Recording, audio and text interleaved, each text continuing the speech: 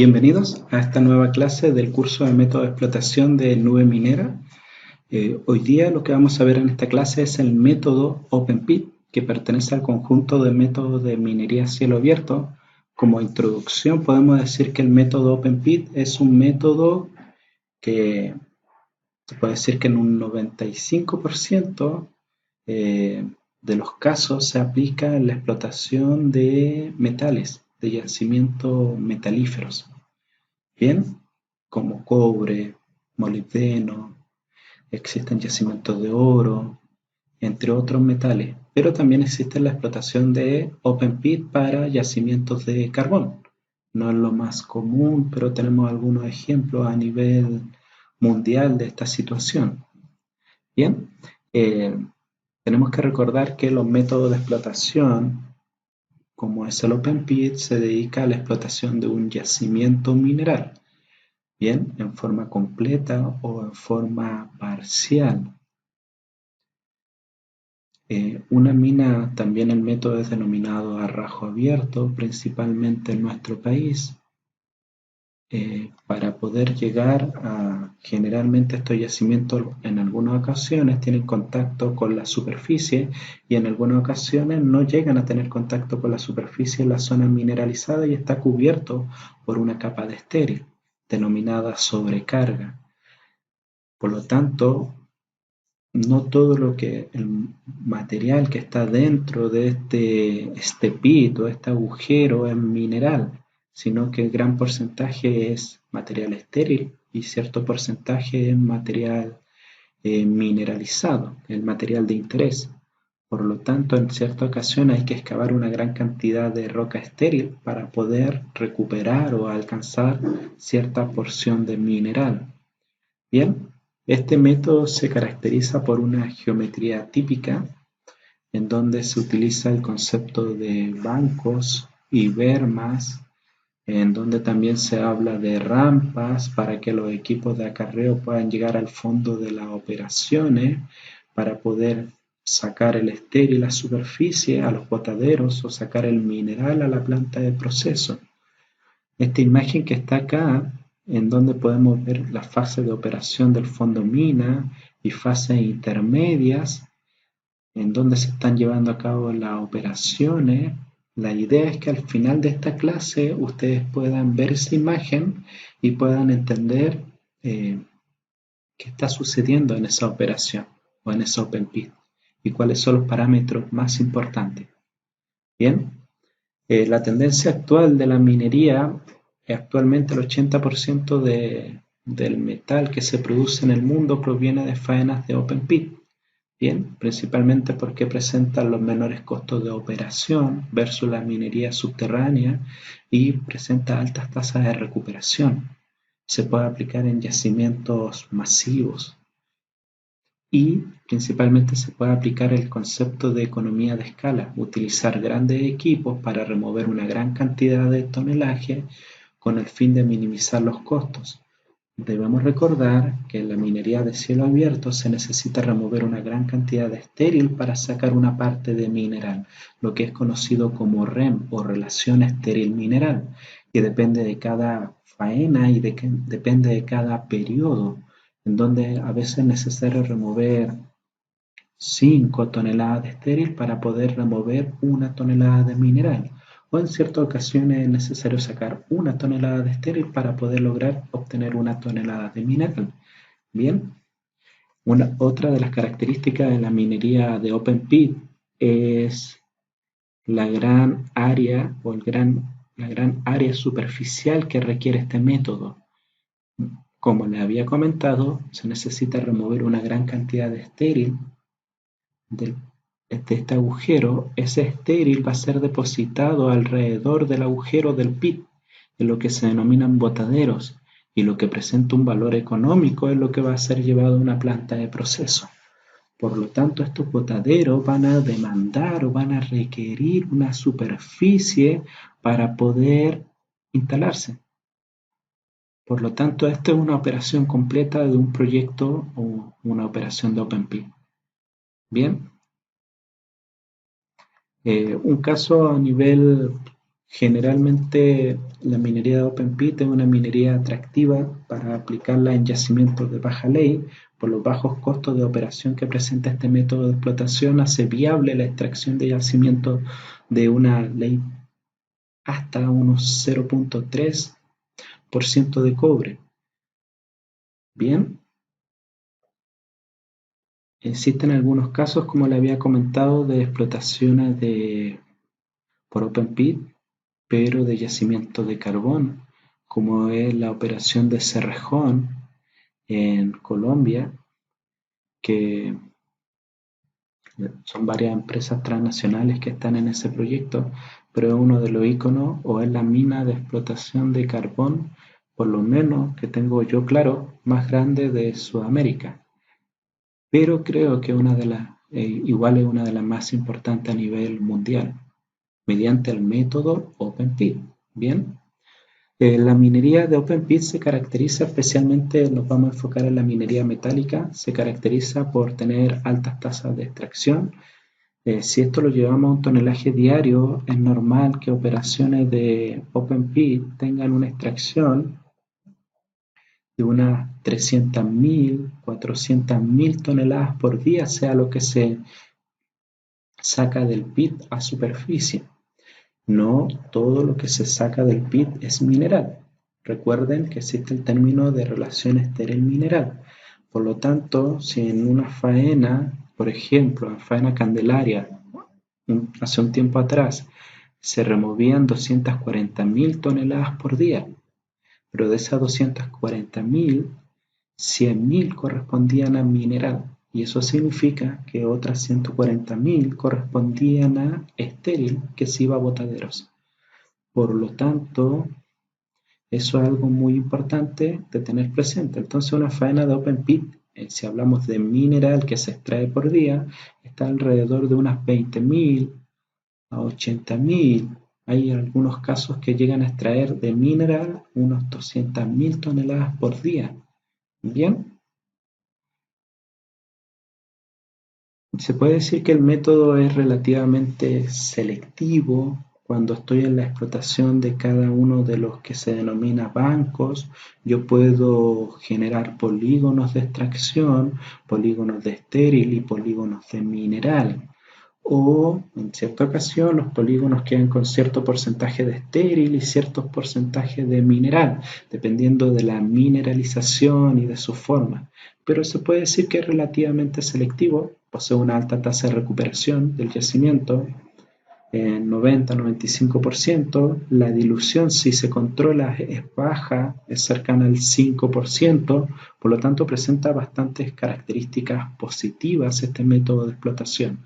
Otro término importante es la relación estéril-mineral, que era lo que ya les había comentado hace un tiempo, que es la cantidad de estéril que tengo que remover para poder obtener un porcentaje o una tonelada de mineral. Algo que complica la operación de un open pit es que a medida que continúa la explotación con los años, cada vez el pit se va a ir profundizando. Y a medida que el pit se va profundizando, van subiendo especialmente los costos de acarreo del mineral, el costo de transporte. Cada vez para ir a buscar una tonelada al fondo del pit, el camión va a tener que dar más vueltas para llegar al fondo de la operación. Por lo tanto, eso consume más combustible y eso significa más tiempo para poder salir de la operación.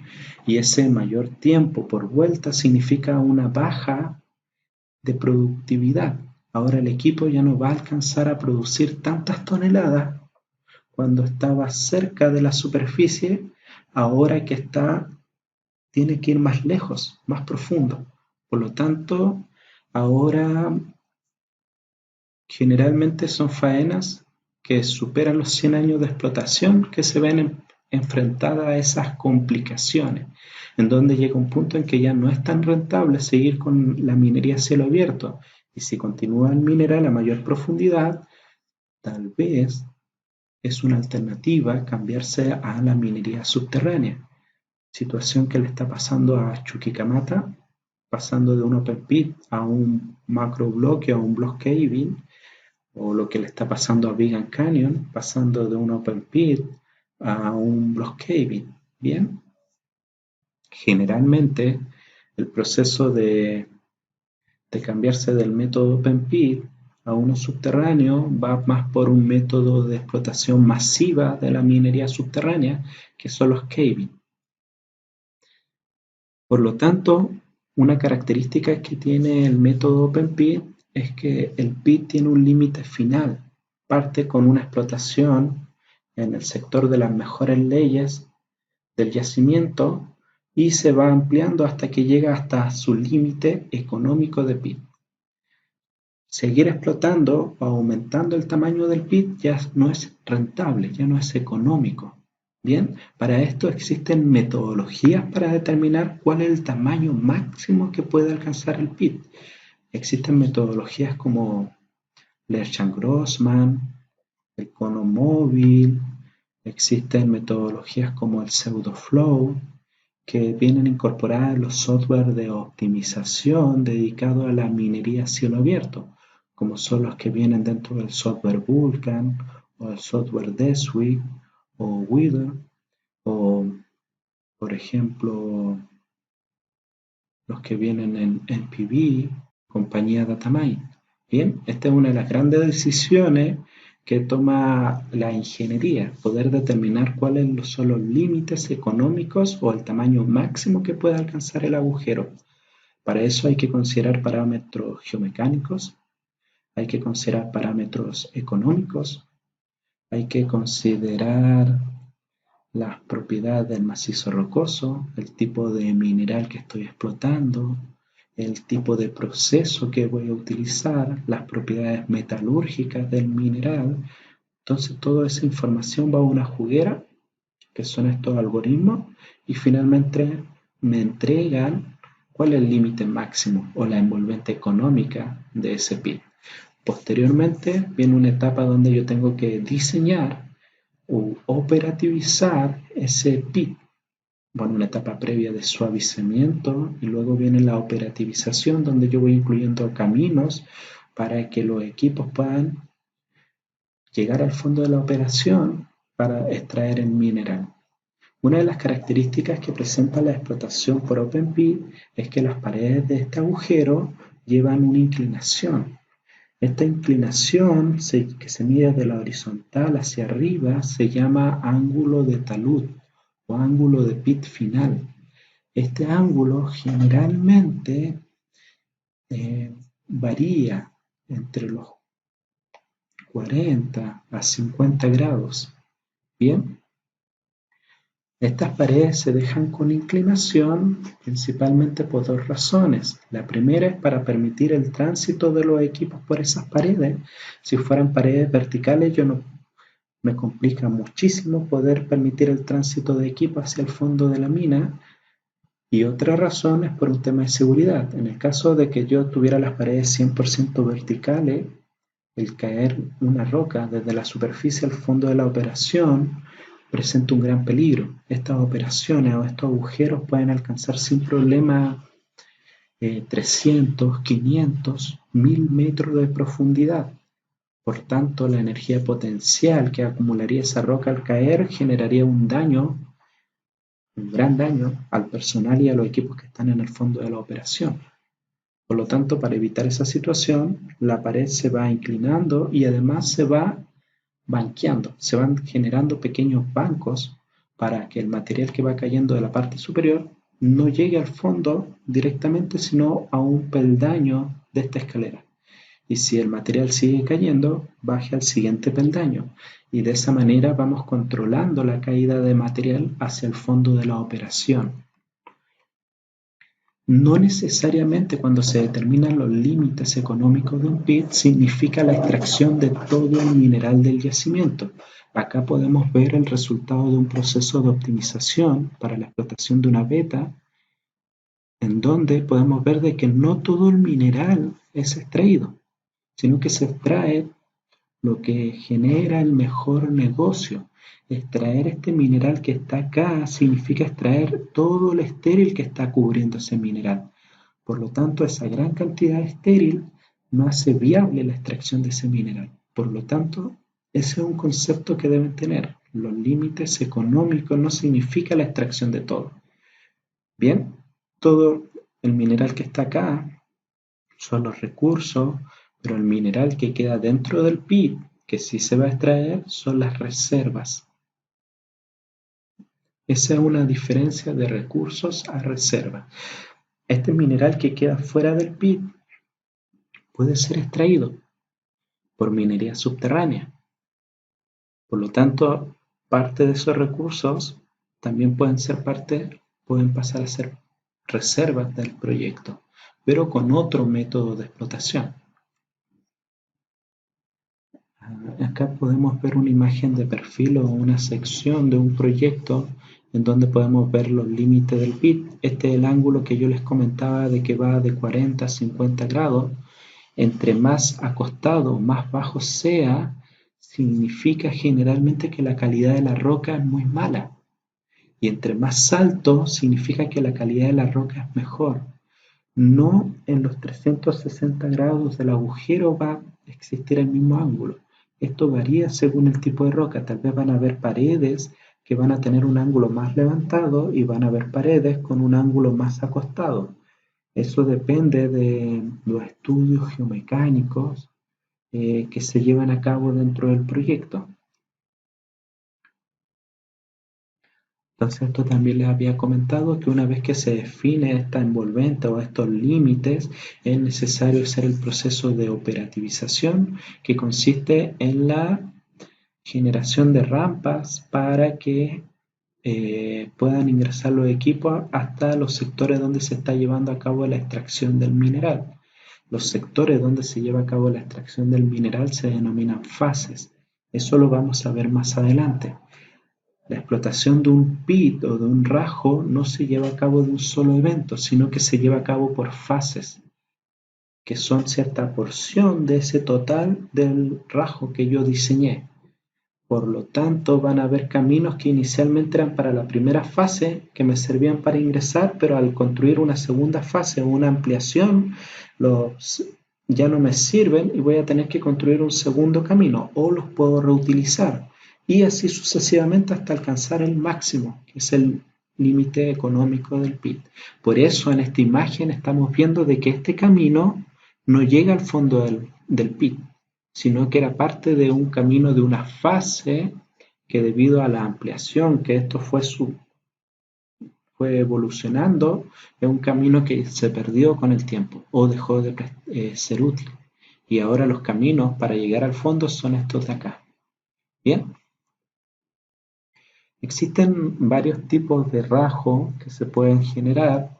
Esto depende del algoritmo de optimización y de la forma de la mineralización, pero en ciertas ocasiones se pueden generar rajos parabólicos, en donde tenemos un radio menor y un radio mayor, o a veces pueden ser rajos circulares, como lo que estamos viendo acá. En otras ocasiones podemos formar un rajo tipo ladera, es donde es una parte del rajo. Si fuera un rajo circular, es una parte o una cara de ese rajo que se lleva a cabo en la alta cordillera o en cerro o en laderas, como dice su nombre. Acá a nivel nacional tenemos un ejemplo en Teniente con su rajo en superficie, o tenemos el ejemplo en la parte alta de la explotación de Teniente, que principalmente es por vía subterránea, tienen un pequeño rajo en ladera. Y tenemos el ejemplo de Mina El Soldado, que también consiste en la explotación de un rajo en ladera. Esto era lo que le había comentado, no siempre todos los recursos pueden ser extraídos vía open pit, por lo tanto los recursos que no son extraídos vía open pit pueden ser extraídos vía subterránea.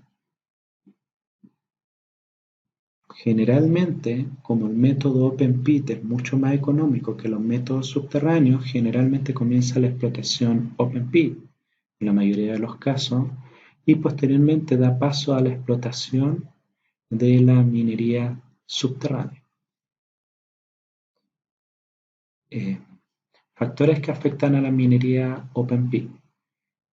Una de las grandes complicaciones, bueno, que no solo afecta al método Open Pit, sino a toda la minería en sí, independiente si es un método subterráneo o un método cielo abierto, es la localización.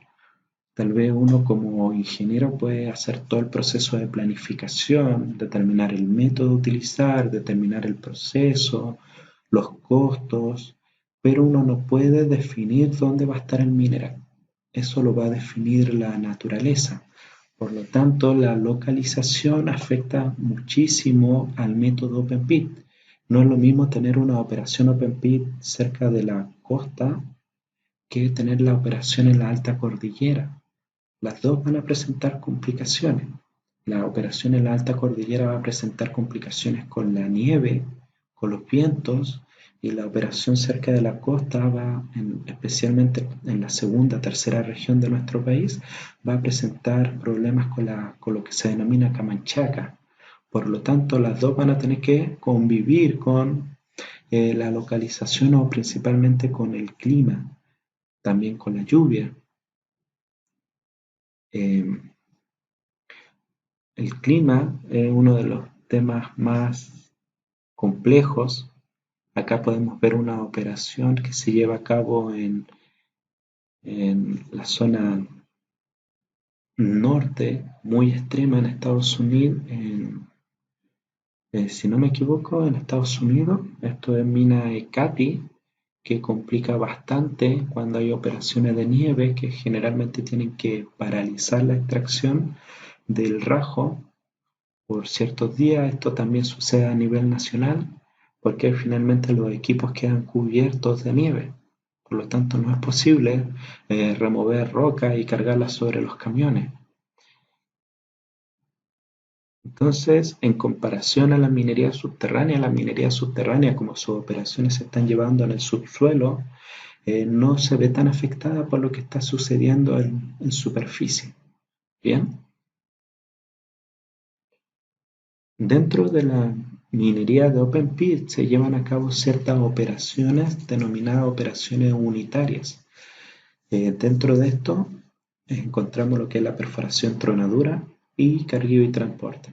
Estas operaciones, algo importante que hay que recalcar es que se llevan a cabo dentro de lo que se denomina una fase, y la fase puede estar removiendo estéril inicialmente para finalmente comenzar a remover mineral. Eso lo vamos a entender a medida que avancemos con la clase. Bien, la perforación. Vamos a hablar de las operaciones unitarias para más o menos entender cuáles son los equipos que se utilizan, y posteriormente vamos a volver a tomar el tema de las fases, que es el corazón o lo esencial de la minería por Open Pit. En el tema de la perforación, podemos decir de que se utilizan perforadoras sobre orugas. Es una característica de los equipos de perforación en cielo abierto. Eh, Existe lo que están los equipos de... Bueno, existen tres zonas o tres tipos de perforación que se llevan a cabo dentro de una fase, que son los pozos de producción, pozos buffer y pozos de precorte.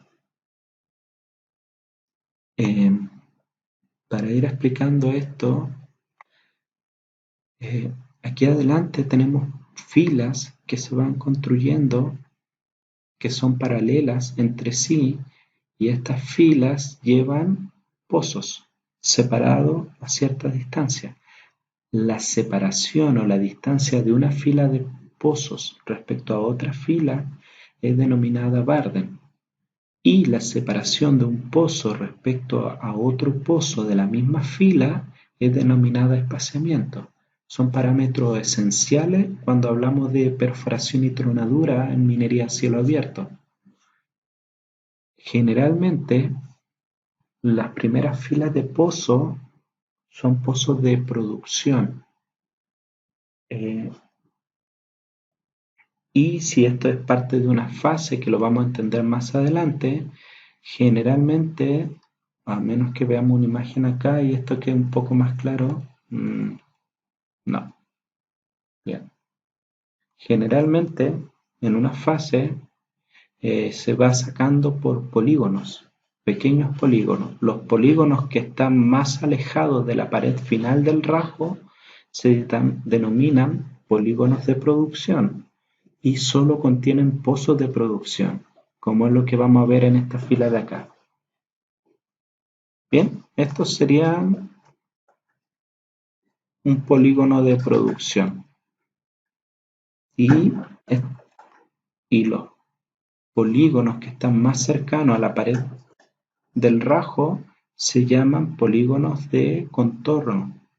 Estos polígonos, bueno, depende de la empresa, reciben otros nombres, pero se llaman generalmente polígonos de contorno que contienen filas de producción y contienen filas de pozo buffer, 2 filas generalmente.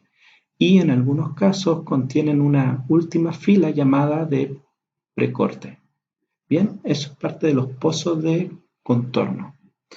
Entonces los pozos de producción son pozos que van de 7 a 12 pulgadas, que alcanzan profundidades de 10 a 15 metros.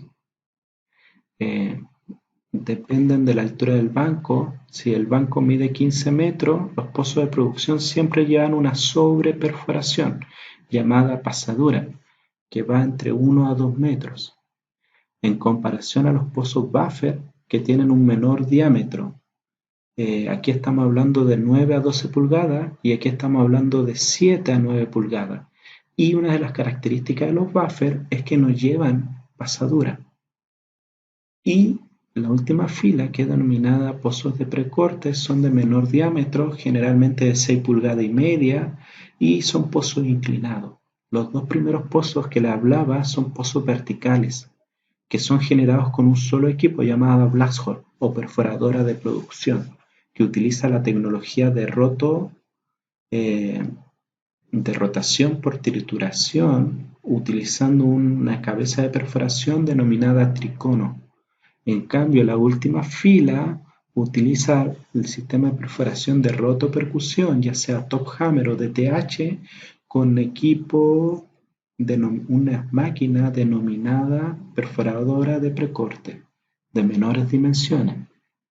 Acá podemos ver una perforadora, una blast hole, haciendo estos pozos, siguiendo esas líneas que yo les comentaba, que tienen una separación constante llamada Barden y una separación entre las líneas llamada espaciamiento. Se puede trabajar con mallas cuadradas, que es lo que estamos viendo acá, o con mallas triangulares. Bien, son las dos posibilidades, pero este es el equipo, es un equipo que puede ser,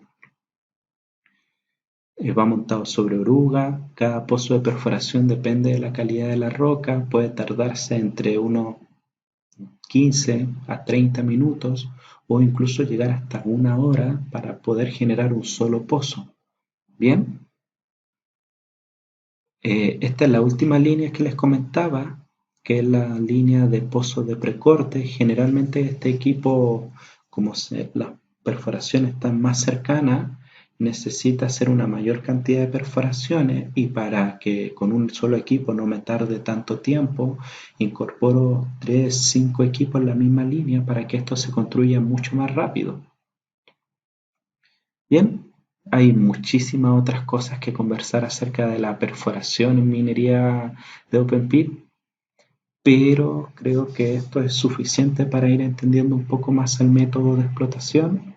Luego viene la etapa de la tronadura o voladura, en donde estos pozos son cargados con explosivos.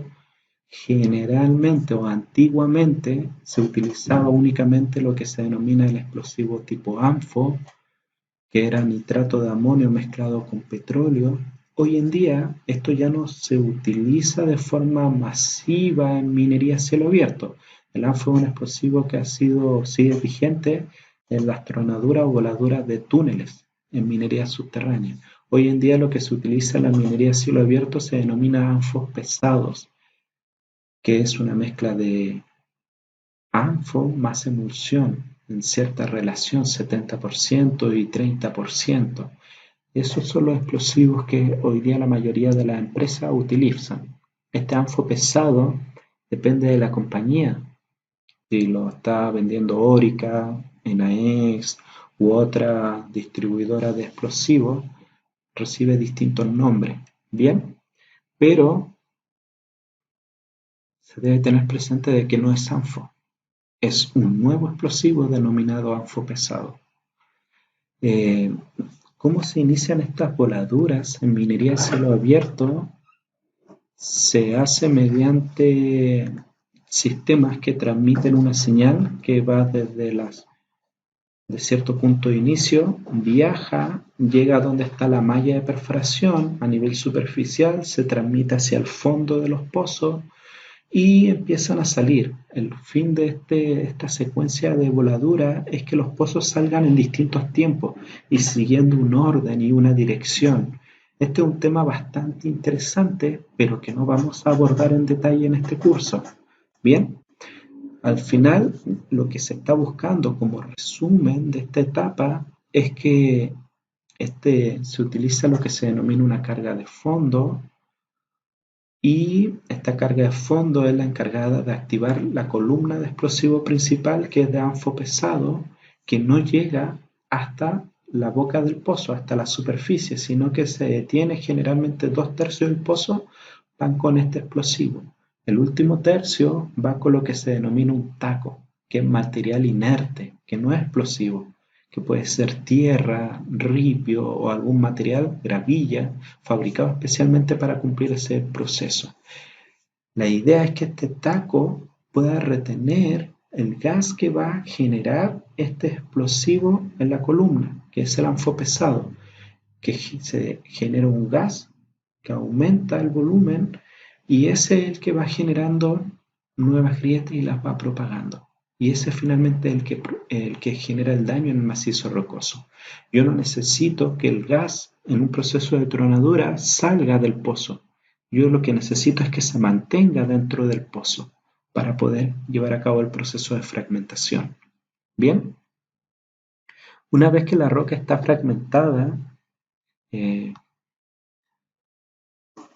eh, viene la siguiente etapa y algo importante es que esto, ahora yo les decía, esto es una fase, pero de esta fase se va perforando varios polígonos, pero se van quemando por polígonos. Aquí hay un polígono. No se quemó completamente toda la fase. Bien, una vez que eso está listo, ya viene la siguiente etapa, que es la del cargueo y transporte. Acá podemos ver, y esto es lo importante, que en la parte superior de una fase están los equipos de perforación y tronadura. Aquí hay un polígono ya perforado, y en la parte inferior están los equipos de cargueo y transporte. Bien, dentro de los equipos de cargueo que se ven en la minería de Open Pit tenemos las palas de cable, las palas hidráulicas y los cargadores frontales.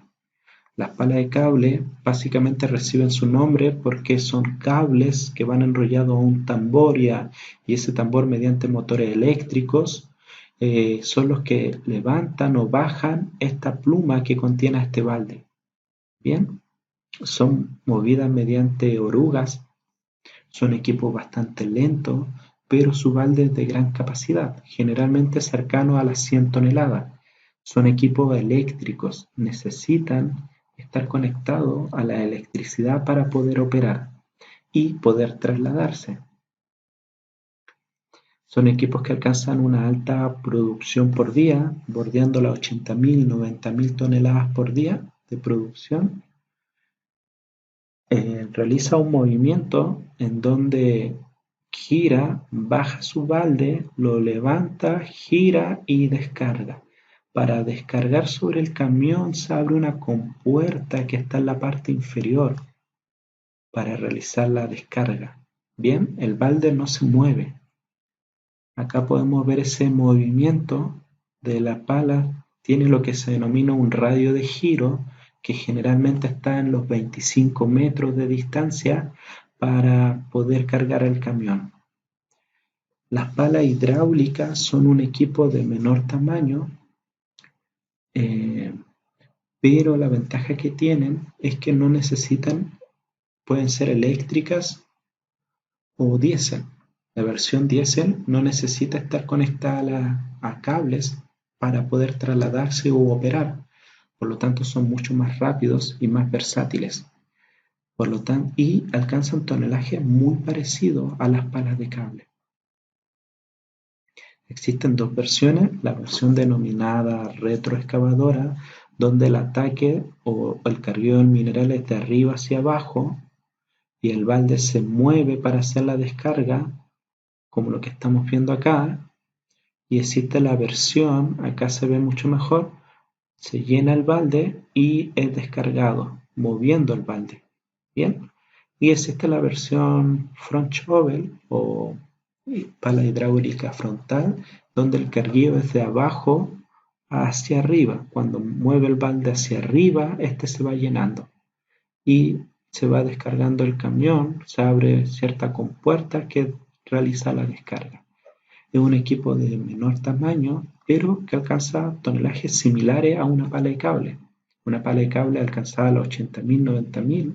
Una pala hidráulica está cercana a las 70.000 toneladas por día. Y el último equipo es el cargador frontal. Son equipos que su principal característica es que utilizan neumáticos y pueden cargar un camión entre 7 a 8 pases. Los equipos anteriores necesitaban de 3 hasta un cuarto pase para llenar un camión. En cambio, este equipo posee un balde mucho más pequeño, necesita mucho más pases o baldes para poder llenar a un camión de alto tonelaje. La ventaja que tiene el equipo es que es mucho más rápido, por lo tanto la desventaja es que no alcanza los tonelajes que alcanzan los otros dos equipos. Este equipo generalmente alcanza las 40.000 toneladas por día. Pero entonces, ¿por qué se utiliza en la minería? Principalmente una de las grandes explicaciones es que una pala de cable es un equipo muy grande que al llenar su balde va botando o derramando mineral. Bien, y necesita mucho material acumulado para que sea el óptimo del llenado del balde. En cambio, cuando queda poco material, el balde no siempre va a salir lleno. Por lo tanto, ya no estoy utilizando el equipo en su máxima capacidad. Un equipo muy costoso. Por lo tanto, en ese caso se prefiere sacar esa pala, trasladarla a un nuevo punto y enviar al cargador frontal que con esa cantidad baja o de baja altura de mineral, él sí va a operar en mejores condiciones. Por lo tanto, hay un equipo. Las palas de cable o pala hidráulica funcionan mejor en ciertas condiciones, mientras que el cargador frontal funciona en de mejor forma en condiciones que los otros dos equipos no lo podían hacer. Bien, acá podemos ver más o menos una dimensión de este equipo. Una de las características es que como utiliza neumáticos, se tienen que cuidar y se cuidan mediante orugas. Principalmente para el tema de la nieve, para que puedan transitar con tema de la nieve, pero también durante el resto del año para prolongar la vida útil de estos neumáticos. Bien, algo importante es que las operaciones de cargueo y transporte se llevan a cabo tanto de día como de noche. Algo importante para las operaciones de noche es la iluminación para que se pueda llevar a cabo en el punto de cargueo. La perforación también se lleva de noche, pero la operación de tronadura, por legislación, solo se puede hacer con luz de día. Por lo tanto, de las 4 operaciones unitarias, son 3 las que se pueden llevar día y noche. Una vez que el equipo encargado de sacar el mineral fuera del pit a superficie son los camiones de alto tonelaje o CAEX.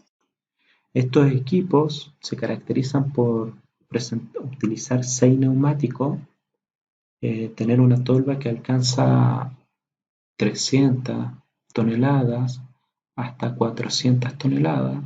Los equipos, cuando van llenos y subiendo, alcanzan velocidades de 20 kilómetros por hora y cuando van vacíos pueden alcanzar hasta 50 kilómetros por hora, que es lo que las faenas mineras permiten dentro de su proceso normativa interna, pero por fabricante sin problema puede alcanzar los 70 kilómetros por hora, pero en cualquier faena minera máximo se le permite andar el equipo a 50 kilómetros. Bien, por lo tanto este equipo tiene lo que se denomina un ciclo que consiste desde la superficie baja al pit, vacío, espera ser cargado, es cargado y luego sube a superficie y realiza la descarga. Una vez que realiza la descarga, vuelve a bajar a buscar material. Sobre este equipo podemos decir algunas cosas, que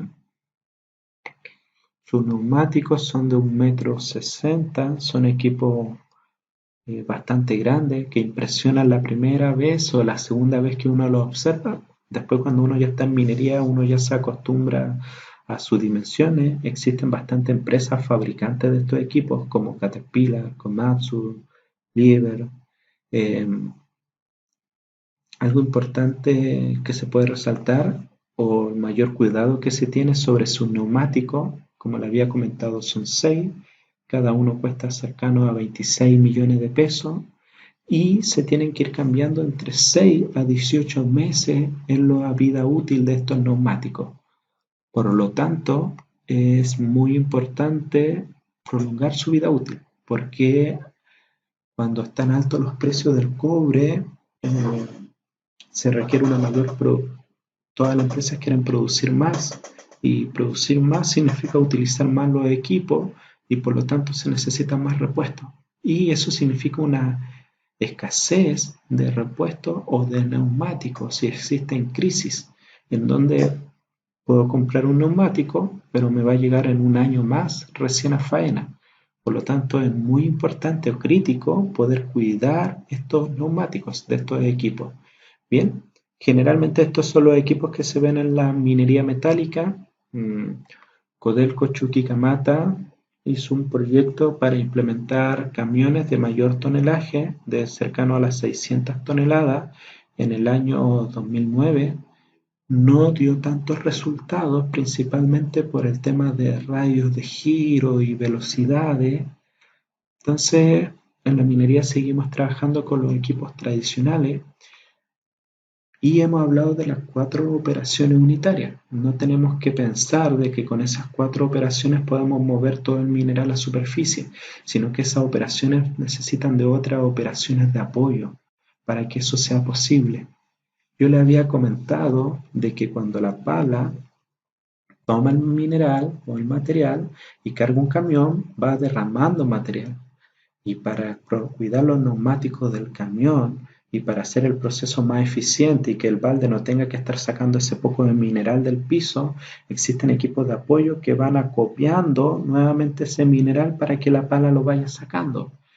Existen diferentes funciones. Los botaderos, en ciertas ocasiones los camiones descargan, pero hay material o un equipo que va acomodando ese material sobre el botadero. Y eso se denominan equipos de apoyo. En ciertas ocasiones, cuando los camiones van subiendo llenos por la rampa, van derramando material, lo que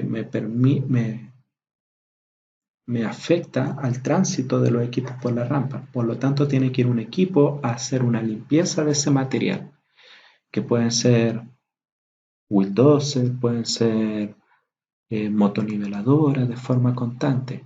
Y a medida que los equipos van transitando por la rampa, van levantando polvo, polución. Y por un tema medioambiental, eso se tiene que minimizar. Y ahí entran los camiones aljibe o regadores que van minimizando ese efecto. Bien, entonces hay bastantes equipos de apoyo que uno puede ver en una operación open pit. Están los bulldozers, motoniveladoras. También podemos ver los camiones de explosivos. Bien, entonces es importante estar en cuenta de que necesito más equipos, tal vez no de esas grandes dimensiones de los equipos principales, pero que me ayudan a que esos ciclos, esas operaciones unitarias se puedan llevar a cabo. Por ejemplo, acá podemos ver algunas flotas de algunas empresas como Minera Los Pelambres. Ellos tienen 3 palas de cable, una cuarta pala de cable, tienen cargadores frontales, tienen pala hidráulica y tienen 52 camiones. Bien, es normal que una faena un open pit tal vez no tan grande tenga entre 50 a 70 camiones y un open pit más grande supere los 120, 150 camiones. Para poder, ¿a qué me refiero un open pit más grande? Significa que ya sus radios en superficie son mayores y su profundidad. Por lo tanto, la cantidad de estéril que remueve con la cantidad de minerales tan alta que necesito más equipos para mantener una tasa de extracción alta en la mina. Bien, acá esto lo van a poder revisar ustedes, algunos ejemplos de flotas de otros equipos de apoyo. Y ahora vamos a hablar sobre el método Open Pit. Si tuviéramos la oportunidad de hacer un corte transversal para saber qué y mirar ese corte y girarlo y verlo en forma lateral, obtendríamos esto, en donde podemos ver las unidades o los parámetros básicos de diseño de un Open Pit. Podemos ver que está conformado por lo que se denominan bancos, y estos bancos están conformados por dos parámetros, uno llamado altura de banco, en la vertical, la distancia vertical, desde lo que se denomina su pata hasta su cresta. Pata es el borde interno y cresta es el borde externo. Y esa distancia que horizontal se denomina ancho de berma. ¿Bien? Entonces los bancos están formados por un ancho de berma y por una altura de banco. Y esa cara del banco que lleva inclinación, que parte en la pata y termina en la cresta, se llama ángulo cara de banco. Y para que algo importante es que por estos bancos, que generalmente tienen 5 o 4 metros de ancho, por acá no transitan los camiones, ni las palas, ni las perforadoras. Un camión generalmente tiene 7 metros de ancho, por lo tanto no cae en este espacio. Los equipos transitan, como lo habíamos explicado antes, por las rampas, descienden al fondo del pit. Acá hay una rampa.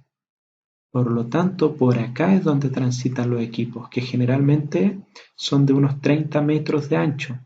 Por lo tanto, el conjunto de bancos que se forma o que es interrumpido por una rampa forma un ángulo denominado ángulo interrampa, que se mide de pata a pata de ese conjunto de bancos. Acá se formó un segundo paquete de bancos interrumpidos por una rampa y se forma nuevamente un ángulo interrampa que se conecta todas las patas de esos bancos.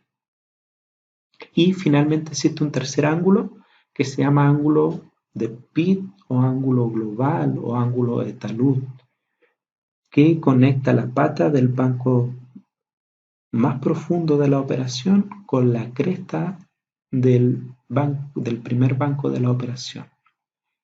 Y la distancia vertical de la altura del primer banco, de la cresta del primer banco con la pata del último banco, se llama altura global del pit.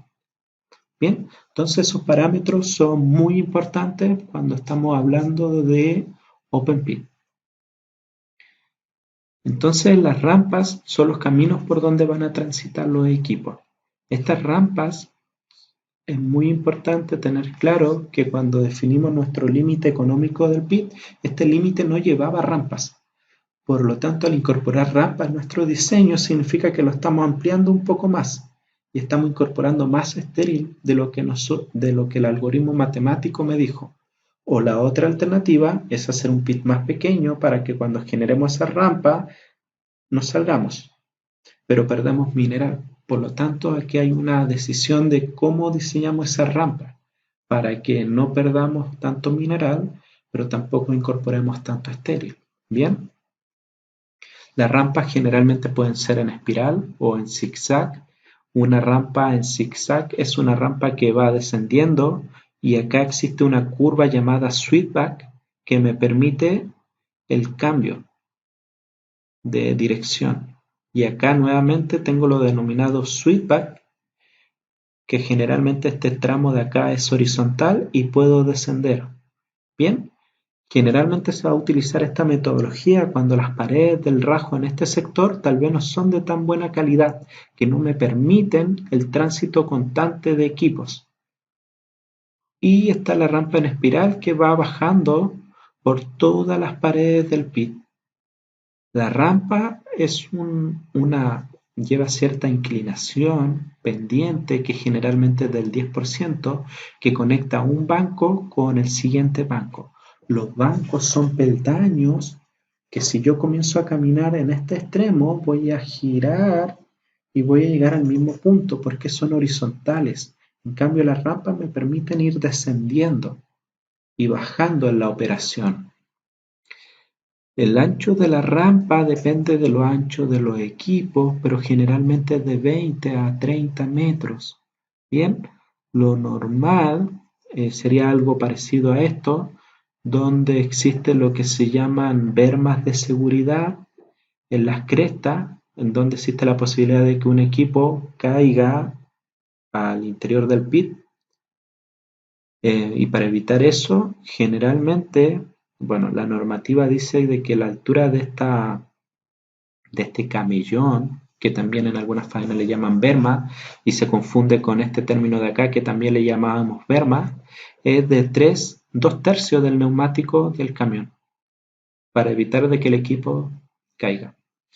Generalmente se deja un camión de separación entre dos equipos. Las rampas son de doble vía, me permiten bajar con un equipo e ir subiendo con otro equipo. El equipo que va subiendo va lleno de mineral o estéril y el que va bajando viene con la tolva vacía. Y en algunos casos se deja una zona de zanja para el tema del drenaje, depende de cada diseño, pero generalmente se alcanza los 30 metros. Acá podemos ver, este es el ancho del camión, este otro ancho del camión, y acá se deja un tercer ancho de camión. Acá se deja una distancia que corresponde a la zanja, y aquí se deja cierta distancia que corresponde a la berma. Bien, entonces, por estas rampas también tienen que ascender las palas, tienen que ascender las perforadoras. Generalmente cuando sube las palas de cable caen justo. No me permite el tránsito de dos equipos al mismo tiempo, sino que si la pala va a utilizar esa rampa, va a caer justo ese equipo. Bien, y existen lo que se llaman rampas temporales, que son esto acá lo que podemos ver es una rampa que me permite comunicarme con los distintos niveles de la operación.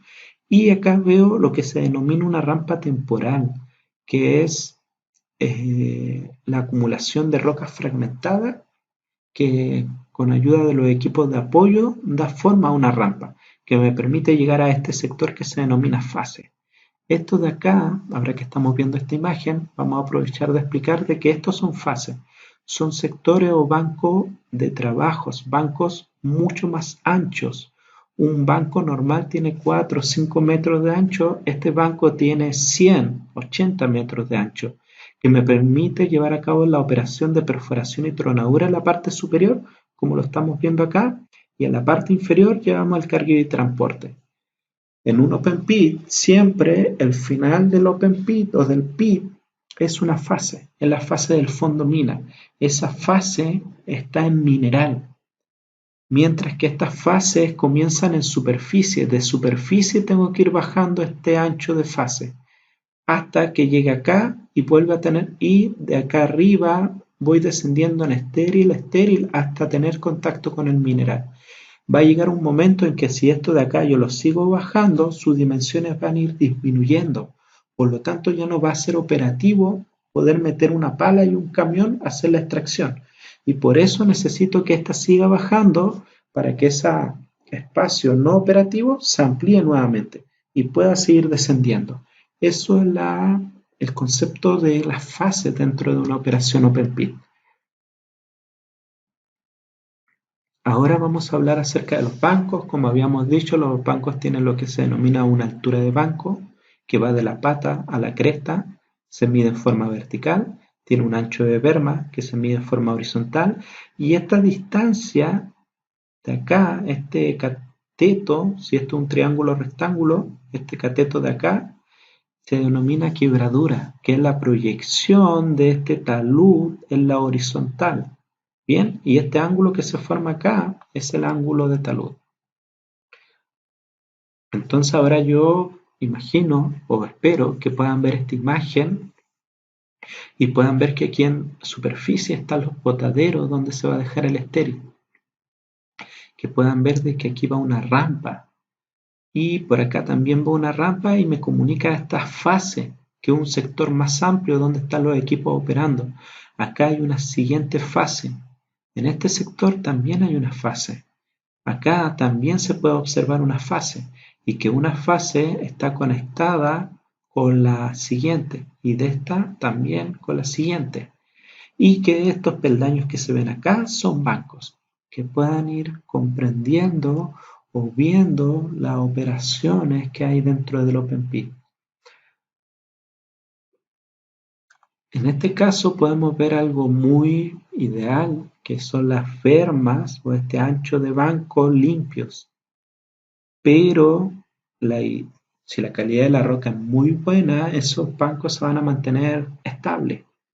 Pero en la práctica van a ir acumulando material que va a ir cayendo. Entonces su propósito es retener ese material y evitar de que ese material termine llegando hasta tener contacto con las rampas donde están transitando los equipos o con las fases donde están los demás equipos en operación. Bien, aquí hay algunos parámetros que dependiendo de la altura del banco, cuánto es lo recomendable de ancho de berma. Bien, eso lo van a poder ver ustedes con más detalle.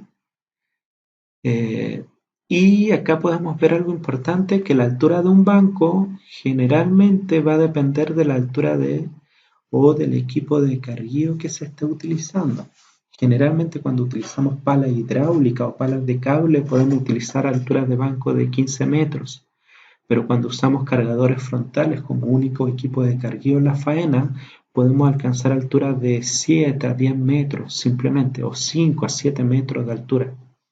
Bien, entonces esto está muy condicionado al equipo que voy a utilizar.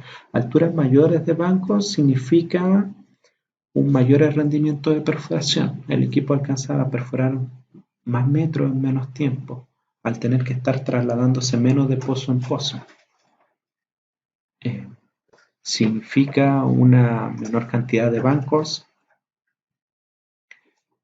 Tiene bastantes cualidades positivas tener altura de bancos mayores, pero necesito equipos de carguío más grandes y que tienen un mayor costo.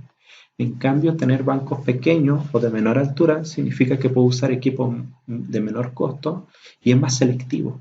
Puedo hacer una explotación mucho más selectiva. Generalmente en la minería metálica del cobre, del hierro, utilizo bancos de 10, 16 metros. Y en la minería del oro utilizo bancos hasta unos 5 metros. Necesito una minería mucho más selectiva porque ese tipo de yacimiento me lo exige. Bien, acá podemos ver algunos ejemplos de algunos proyectos y la altura de bancos que ellos necesitan. Y podemos ver acá que esto es el doble de la altura. En algunos proyectos se trabaja con el concepto de doble banco. El doble banco es una técnica que se utiliza cuando la calidad de la roca es muy buena y en vez de bajar 10 metros verticalmente y dejar una berma y volver a bajar, prefiero, como la calidad de la roca es buena y yo sé que no va a caer material, no considero necesaria esta berma y dejo un solo talud del doble de la altura. Bien, o esta berma la dejo en 0 metros. Por lo tanto hay una continuación. Acá podemos ver de que la altura que alcanza un banco depende mucho del equipo de carguío. En el caso de equipos de carguío que superen están cerca de 70 yardas cúbicas con las palas, pueden alcanzar altura de 60 pies, que estamos hablando de unos 17 metros. Bien, entonces ese es uno de los grandes parámetros. La altura que alcanza el equipo es esta altura donde alcanza con el balde lleno. Recuerden que el cargueo comienza de abajo, va llenando su balde y llega hasta acá. En el caso de que yo tenga alturas de banco muy altas y mi equipo no alcance esa altura, lo que va a ir generando va a ser una visera. Y esa visera va a llegar a un punto en que se va a quebrar y va a caer. Y eso es un peligro. Por lo tanto, yo tengo que tener alturas de banco acordes a los equipos de carguío que tengan la faena. Bien, aquí por ejemplo me dice de que este modelo de pala me dice que alcanza hasta 17.3 con el balde, y entonces la altura máxima o recomendable sería de 16-17 metros. Bien, aquí está el parámetro de la quebradura. Vamos a avanzar un poco. Acá podemos ver las rampas. Existen dos tipos de diseño de rampa. Lo que estamos viendo acá son rampas abiertas, que significa que cuando baja el camión por la rampa, o un equipo de menor tamaño tiene la posibilidad de meterse al banco, a la berma del banco, y viajar en forma horizontal y volver a ese mismo punto. Bien, generalmente la faena de nuestro país se trabaja con lo que se denomina bancos cerrados. A medida que va descendiendo un equipo, no tiene la posibilidad de meterse a la berma. Bien, porque en algunas ocasiones sí se dejan berma abierta, tal vez para poder en ese sector dejar un sistema de monitoreo de la pared opuesta del rajo, de desplazamiento por temas geomecánicos, eh, pero generalmente son paredes cerradas o bancos cerrados. Bien, la altura global del PIB es la sumatoria, depende de otros factores, depende del ancho de la rampa y depende de la berma y la altura de banco y del ángulo de talud. Esta suma de ángulo y distancia, incorporando esta rampa, es lo que finalmente me va a generar ese ángulo. No es un ángulo que yo predetermino, sino que es el resultado de la sumatoria de todos estos parámetros. Por lo tanto, si yo sé que la calidad de la roca me permite un ángulo máximo de 50 grados, tal vez yo voy a tener que rediseñar esto si es que no estoy cumpliendo. El incorporar más rampas en una misma pared significa ir bajando este ángulo global. Y ir bajando ese ángulo global significa tener que ir removiendo más estéril. Si pensamos que este es el pit y aquí está el mineral, tener un ángulo más bajo significa remover una mayor porción de estéril que está sobre ese mineral. Por lo tanto, siempre lo ideal va a ser levantar la pared del pit para remover menos estéril. Pero a veces por tema de diseño, por calidad de roca, voy a tener que ir acostando ese ángulo. Acá podemos ver un ejemplo de cómo se zonifica o se sectoriza las paredes de un rajo final para distintos ángulos de talud, que era lo que le había comentado anteriormente. No en los 360 grados existe un solo ángulo de talud. Bien, aquí podemos ver algunos ejercicios de que el ángulo de talud se mide de la pata del último banco a la cresta del primer banco. Bien, y podemos ver de que ese ángulo global se puede determinar por algunas fórmulas, que básicamente sería aplicar la tangente, que este ángulo va a ser el cateto opuesto partido por el cateto adyacente. Voy sumando todas las alturas y lo voy dividiendo por todos los desplazamientos horizontales de la quebradura, ancho de berma, quebradura, ancho de berma, quebradura, ancho de berma. Sigo sumando y cuento el desplazamiento horizontal, que básicamente es lo que está acá. El número de bancos por la altura de los bancos dividido por el número de bermas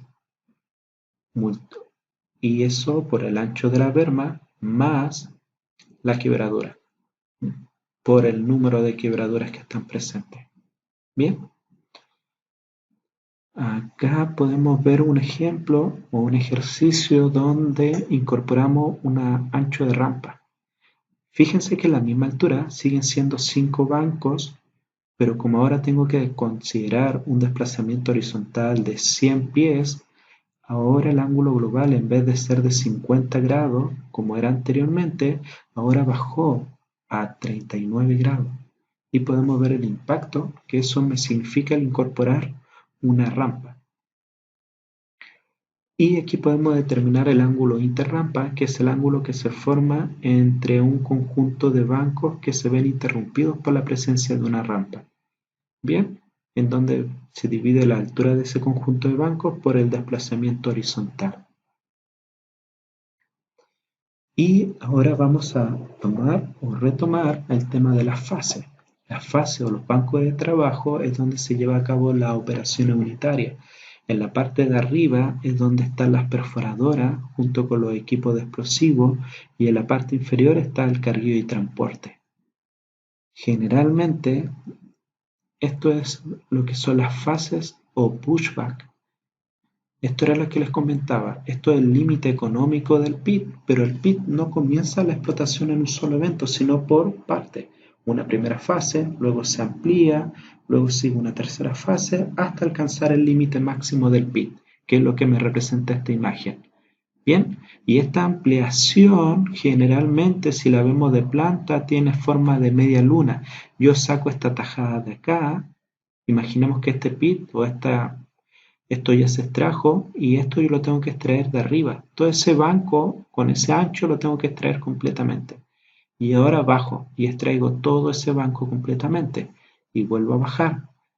Al principio, la extracción de todo ese material va a ser estéril hasta que llega un punto en que sí tiene contacto con el mineral. Y ahora en este punto logro ampliar el fondo del pit y eso me permite seguir bajando y extrayendo mineral. Algo importante sobre esto es que no es ningún negocio hacer esto, extraer estéril, sacar mineral para parar el proceso de enviar mineral a la planta para volver a sacar estéril y recién volver al mineral y luego enviar estéril y volver al mineral. Recuerden que el negocio de la minería es enviar mineral de forma constante a la planta de proceso todos los días. Por lo tanto, aquí tiene que haber una secuencia de explotación. ¿Qué significa? Mientras yo ya estoy extrayendo mineral en esta primera fase, yo ya estoy removiendo estéril de la segunda fase. ¿Para qué? Para que cuando se me acabe el mineral de acá, yo inmediatamente ya pueda seguir sacando mineral de acá. Y en paralelo ya estoy sacando estéril de la siguiente fase, para que cuando esto se acabe, yo inmediatamente ya bajé todo esto para continuar. Y ya estaba sacando el estéril de acá arriba. Entonces eso me da una continuidad en el mineral que estoy enviando a la planta de proceso. Por lo tanto, generalmente se hablan de fases que ya tienen contacto con mineral y se habla de fases que están en estéril y descendiendo para llegar a tener contacto con el mineral. Por ejemplo, acá tenemos la fase 8 dentro de un proyecto que está en mineral, la fase 9, pero la fase 10 y 11 recién están en la parte superior, descendiendo para poder ir a la fase 9 tiene como fin, en este caso, ampliar el fondo del pit y poder seguir descendiendo. Y esta fase 10 va a llegar a un punto en que la 9 y la 8 va a llegar a un punto en que deja de ser operativo y la 10 permite seguir ampliando y seguir descendiendo. Y después finalmente la 11 amplía un poco más y descienden y ya llegan a la forma final del pit. Bien, esto era lo que les decía, que si la vemos de forma horizontal, las fases tienen forma de media luna y se puede ir bajando un banco o dos bancos o hasta un tercer banco. No es necesario que toda la explotación se lleve al mismo nivel, sino que voy sacando este banco y aquí ya saqué parte y aquí también. Bien, entonces veamos esta imagen. Acá podemos ver esa fase con forma de media luna. Y acá está el fase del fondo de la mina. O acá en esta imagen se ve mucho más clara. La fase acá está en la extracción directa del mineral y esta azul está descendiendo para ir a hacer la ampliación. Y esta verde recién está en la parte superior. Y podemos ver que cada banco de cada fase se va extrayendo por un conjunto de polígonos. Los polígonos más lejos del borde del pit son de producción y los que tienen contacto son polígonos de contorno. Bien, eh, acá volvemos a retomar esta imagen y aquí ahora se debería entender que esta es una fase del fondo del pit y esta es una fase que está descendiendo. Y si no me equivoco, debería haber una fase en este sector que también está descendiendo. Bien, ¿cuál es el ancho mínimo de esa fase o de esa expansión? Para poder operar, depende de los equipos que esté utilizando, pero en la parte superior de la fase necesito un ancho mínimo tal que me permita las maniobras del equipo de perforación, y en la parte inferior necesito un ancho mínimo tal que me permita la convivencia de una pala por lo menos con un camión. Y existen algunas ecuaciones que me permiten determinar ese ancho mínimo de cargueo. Bien, dependiendo del equipo que esté utilizando, necesito considerar el radio de giro, hasta la mitad del ancho del camión y una distancia de seguridad. Bien, generalmente esa distancia está bordeando los 30, 40 metros. Bien, aquí hay un ejemplo. En Minera Los Pelambres, el ancho mínimo para poder llevar a cabo la operación de cargueo con una pala de cable y un camión es de 50 metros. Entonces, a esta distancia me refiero. Entonces, generalmente estos anchos de fase, estamos hablando de que tienen unos 80, 100, 200 metros el ancho de una fase. Y esto sería el caso de la fase en el fondo mina. La última fase que se ve en el fondo debería permitirme caer o operar una pala con un camión. Y si en vez de usar una pala de gran dimensión estoy usando un cargador frontal, me permite anchos mínimos de operación más pequeños. Y ahí hay otra ventaja de utilizar cargadores frontales.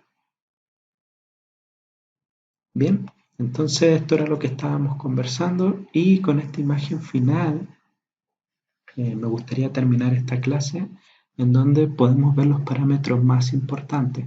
Acá podemos ver una fase, una siguiente fase y allá la fase del fondo. Podemos ver las rampas, podemos ver los bancos. También podemos ver que en esta fase se va trabajando en diferentes bancos a la vez, pero en la parte superior está la perforación y tronadura y en la parte inferior está el cargueo y transporte. Bien, aquí hay otra fase. Entonces, si ven estas imágenes y pueden relacionar las cosas, siento que fue una buena clase y que se logró el objetivo. Así que les dejo invitado para una próxima clase de este curso de método de explotación de nube minera.